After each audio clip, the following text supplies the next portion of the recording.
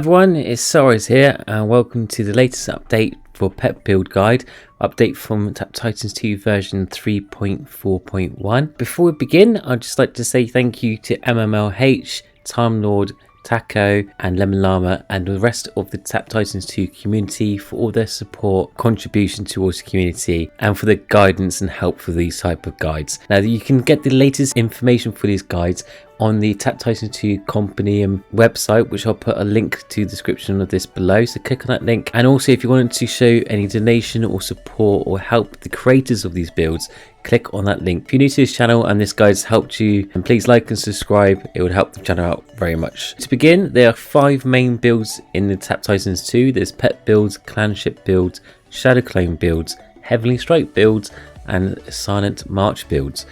The first one we'll be going through is pet builds. Pet builds are mainly for pushing. They require you to be actively tapping all the time. This is a good build for beginning players and endgame players. This is a guide to pet builds.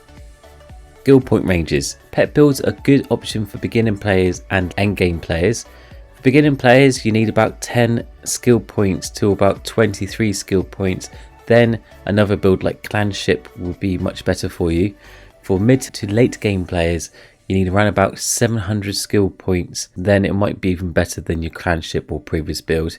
Now a lot of M game players tend to use pet build because it's quite a strong pusher. Also you need quite a high level of pet levels for this to be a quite powerful build. Now which pet level should you use? Equip the lowest level one of these, so be an all damage, all gold or tap damage pet. Now why the lowest level? Because higher passives and smaller actives will grant more damage than a higher active and lower passives. You can check the active and passive effects if you click on the pet to view its details. Note, after all the pets have reached level 100, the active and passive skills will be 100%, so it won't matter which pet you equipped. Although if you own a Fatal Samurai Mythic set, it will matter again because the set grants a 25% active pet level bonus. You can always make use of the pet optimizer to know which is the best pet to use. I'll put a link to the pet optimizer in the description below.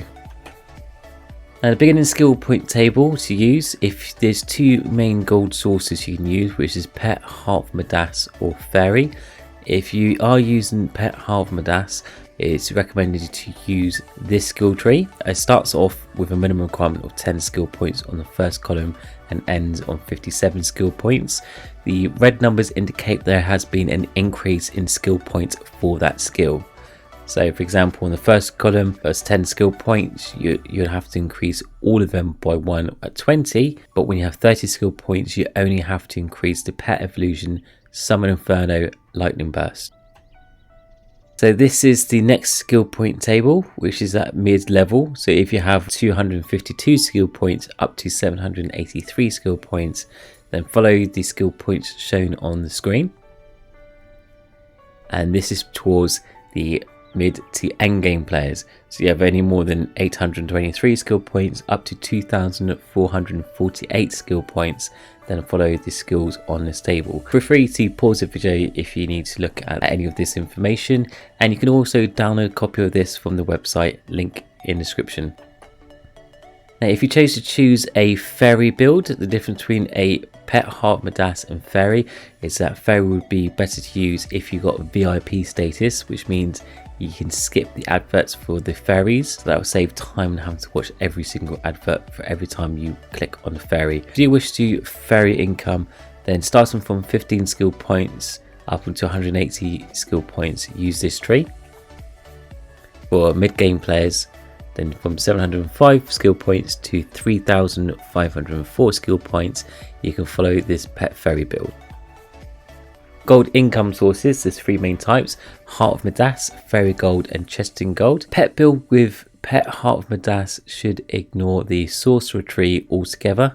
Even though Midas Ultimate does help boost Pet Heart of Midas Gold, it does not deliver a big enough boost to be worth the skill point spend. If you chose to do Fairy Gold, it's the most popular out of 3 gold sources, as it's great with pet builds when it comes to pushing, and you've already spent points on Midas Ultimate and pet build, so there's no wastage of skill points in this. Can make the run slower, but it pushes harder for it. Chesting Gold, Not used often, as people tend to use chesting for farming, as a pet build can be slow, as it's quicker to source gold from fairy than a very slower chesting build. Main skills to use for a pet build would be Pet Evolution, which is a direct boost to pet damage and it reduces the amount of taps needed for each pet attack. Summon Inferno. It increases the Fire Sword damage, which is a direct increase of damage for the pet. Lightning Burst. This skill allows pet attacks to splash through bosses and increases pet splash skips by 2. What this means is that if a lightning burst charge is used to kill a boss, you'll get ×2 your pet splash skips and then splash through the number of titans. You get 3 splashes without Angelic Guardian and 11 splashes with Angelic Guardian set. Barbaric Fury. This skill will add an active tap damage, so basically if you keep tapping you deal more damage. Additionally, it adds a bonus taps per second that count towards pet attacks, so you'll be making more pet attacks more frequently. Flash Ship. This skill is similar to Astral Awakening, but it has a star pattern. Now the pet will fly from left to right and require you to tap it, just like Astral Awakening, but after 5 taps it will fly over the boss, waiting for the player to do one last tap before unleashing a powerful strike. Additionally, Flash Ship reduces the cooldown for Heart of Midas, Lightning Burst and Flash Ship itself. Flash Ship will deal damage based on the pet damage, and the final 6 strike blow uses Lightning Burst damage. Twilight's Veil. Skill will allow your pet to deal deadly strike damage. Just to note, deadly strike hits done by pet damage will not be displayed in green text like the Swordmaster attacks are displayed, but deadly strike should be active in order to give this a boost. And equipment to use, then this is secondary stats in order of importance. So for your sword you'll equip all damage, tep damage or critical damage, and a secondary stats you should have Fire Sword, Deadly Strike or War Cry. And for helmet you'll be your main hero, which should be the strongest hero at the time, and for secondary is ground hero damage, boss damage or flying hero damage. Armor is chesting, stealth or gold suit.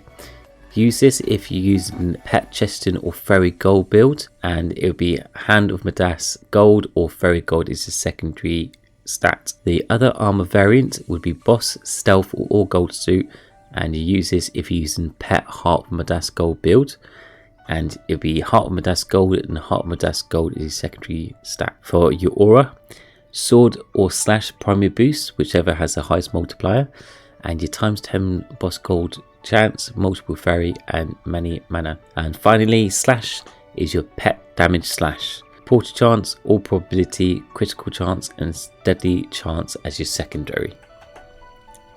Artifacts to use. Your main pet artifacts ranked highest to lowest. So first would be your Drunken Hero, then the Retaliator, Strife Piece, Hero's Blade, the Sword of Storms, Fury's Bow, Charm of the Ancients, Tiny Titan Tree, Helm of Hermes, Fruit of Eden, Orion's Charm, Heart of Storms, Apollo Orb, Oath's Burden and Bringer of Ragnarok. Now quality of life artifacts are the main artifacts that have maxed caps. These are recommended to have fully completed as well. So these are the Hourglass of Impatience, and that gives you a -80% on all active skill cooldowns. Phantom Timepiece gives you a +30 seconds to all active skill durations. Forbidden Scroll, which is a +60 seconds Deadly Strike duration. Ring Vitality, which gives you a +60 seconds Hand of Midas duration. Glacial Axe, which is +60 seconds Fire Sword duration. Glove of Kuma, which is -30 Deadly Strike mana cost. Titan Spear, which is -40 Hands of Midas mana cost. And finally, Oak Staff, which is a -30 Fire Sword mana cost. How to level your active skills. You want to start with level 1 skill at the beginning to help with your mana management. You need 5 or 6 active skills in order to output your maximum damage possible, so it would be expensive to keep this up. Whenever your level 1 skills are not quite killing the titans or boss, max out your Fire Sword first and then Deadly Strike, and after that stops killing stuff properly, max out Hand of Midas and then War Cry as well. And just a note, if you have Lightning Strike in your build, you should max out Shadow Clone alongside Fire Sword and Deadly Strike. This is because high level Shadow Clone will have a higher special attempts count which is what the proc lightning strike does. Just as a breakdown, pet builds require the player to be actively tapping because the pet attacks are active after a certain number of taps are made. Base taps per attack is 20, but the skill Pet Evolution will lower that base as you increase the levels of it. The pets will automatically attack after the player reaches a total pet level of 500. Pets will automatically attack every 3 seconds unless you have an Ancient Warrior set, which will make the pets auto attack every 1.5 seconds instead of 3. Lightning Burst skill, we need several taps in order to get charged up. When it's ready, the pet will fly over the Swordmaster, waiting for the player to tap on it in order to activate it. However, if you stop tapping, the pet will go back to its original place, and also if you take too long to activate it. Durendal Push with a pet build. As any build, your damage will eventually grow weaker and weaker until a point where you need to rely on boost damage from Anchoring Shot to kill a Titan boss. Along with the HP reduction for lightning strikes, if you're using this as well, this is a point where timing becomes very crucial. You would want to time the Flash Zip procs at the same time as Anchoring Shot hits. This allows you to deal the most damage as possible.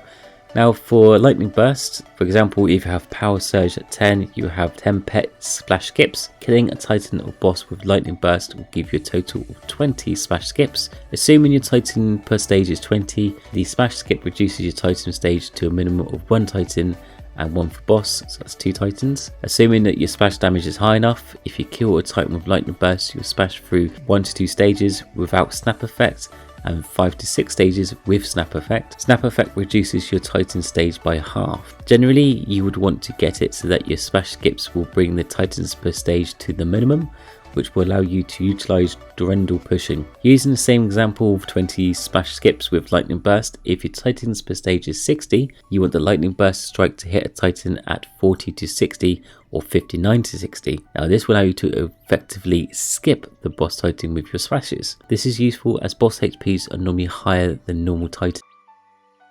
And the faults to watch out on is Deadly Strikes can kill the Titan affected by Anchoring Shot, which will mess up your Durendal Push. A good way to avoid that is to take note of how much splash skips you get when Lightning Bursts kills a Titan, and then for each stage try to land as close as possible to the point in which your Lightning Burst will be able to skip the boss. Wait for Lightning Burst to be ready and then tap swipe as much as possible to ensure the Lightning Burst does the most damage and release it on a stunned Titan. Fault 2, you failed to time it correctly. It will take some practice to get the timings done right. Or Fault 3, your Lightning Burst damage was not enough to kill the Titan. You need to take note of how much damage your Lightning Burst does. If you have Doom active, wait 30 seconds to ensure you get the most damage multiplier from Doom. Additionally, if you're using Lightning Strike, let it whittle the Titan's HP down to the point where you're sure the Lightning Burst will kill the Titan. Overall, Durendal Pushing with pet builds is one of the trickiest things to do and can take a few prestiges to really get the hang of it. Despite that, it's the best pushing build available for endgame players. Well, I hope you enjoyed this video. If you have, like and subscribe for more Tap Titan 2 content. We also release Tap Titan videos every Tuesday and more guides from other mobile games every Thursday. You can also see me stream on Twitch and YouTube every Sunday from 9 PM GMT time. And if you visit the website www.soulrise.uk, all the guides are on there, plus downloadable PDFs and live chat support. Thanks for watching and I hope you have a great day. Take care. Bye. Hi everyone, I'm pleased to announce that the webpage for Soulrise Gaming is now live. If you go to www.soulrisegaming.uk, you'll come to this new website edition. I'll quickly run through all the amazing features and displays just for you guys. So on the home page, it will have all the latest news. So I have my latest guides displayed. Also to quick updates of all the games and the current news and the updates of my social medias on the home page, or you can go to About and News, which will tell you all about any new artists or developments or guides or any people working on projects on myself and any special things that happen. Sometimes there might be certain special events I might attend to, so check out this page. And the next exciting thing is the guide section. Now at the moment I'm covering Tap Titans 2 and Cyber Hunter. I will be covering more guides coming soon, but with each guide has a fully in-depth video tutorial. As you've probably seen my video before, they're all detailed bullet point PowerPoint guides with video animations, and each guide I do will have a downloadable PDF for you to take away. So each guide will on this website you can download for free straight to your computer, tablet or phone. All of this is for you. Also, if you have any questions, you can contact me live on this chat function at the bottom of every web page. Just click on this. You can do attachments, emojis, or message me directly. If I'm online, I'll speak to you straight away. If not, I'll reply as soon as I can. So there's a live chat function on every page, and also there is a merchandise store, so check it out. So there'll be wonderful limited edition art available just for this store. I've got several artists working on it. I'm quite excited about the new designs and features that are coming up. So if you want to keep up to date with all the news information, check out soulrisegaming.uk, also for the free video guides and PDFs for you to download and take away. I hope this has helped, and I'll speak to you all soon. Take care. Bye.